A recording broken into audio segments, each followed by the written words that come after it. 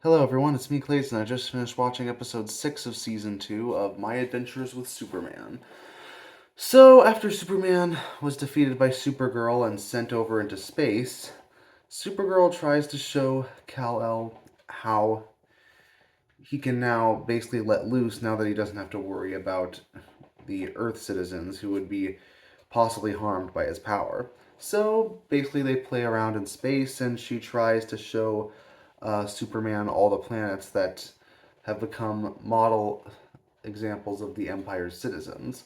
But when Kara reaches the various planets, she finds that they're completely destroyed, and everyone there is already dead. Basically, Kara was used by as a weapon by Brainiac to basically destroy the planets and these people, rather than actually bring them into the Kryptonian Empire peacefully. So naturally, Brainiac has been brainwashing her, and he intends to use Kal-El as a weapon as well, which is why he sends him over to this combat arena full of Brainiac robots that have the memories and the powers of the various aliens that they've already conquered, which includes apparently one of the Green Lanterns. That was actually a fun little reference. I mean, we already have Vicky Vale and Silver St. Cloud on Earth. Now we have an alien who appears to be one of the Green Lanterns, which would make things interesting if Hal Jordan or John Stewart showed up at one point. But I also appreciate the fact that the guy who voices Brainiac happens to be the same guy who plays Zep Hindle from Saw. His voice actually works really well for the role, especially considering that it sounds mechanical but also sinister. It definitely beats out the Brainiac from Suicide Squad Kill the Justice League, is what I'm saying.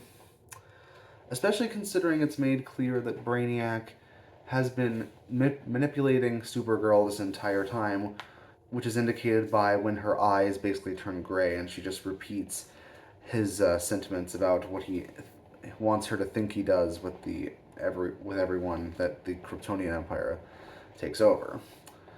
But it's things like her picture with Jimmy and also some of the artifacts of the planets she was at that actually snaps her out of it. So naturally, Kara doesn't take the fact well that she has been manipulated this entire time and that she's been raised to believe a lie. But she happens to meet both Lois and Jimmy when they happen to be on a spaceship that manages to make it all the way to the planets near the planet of Thanagar, which does make me wonder how they plan to rescue Clark Kent and how they plan to take out Brainiac. So yeah, this episode definitely opened up a few things, explained various bits of the plot that's been held in the background for a long time, and it explains how Brainiac started out on Krypton as well. He was an artificial intelligence that basically got smart enough to take over the Empire after the Kryptonians ended up mostly dying out.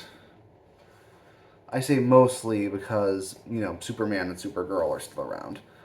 But we don't know if the Kryptonian Empire is going to reveal that anyone else has survived the events. But I am interested in seeing how they plan to end this season, especially considering with the 4 episodes we have left, a lot of stuff can happen.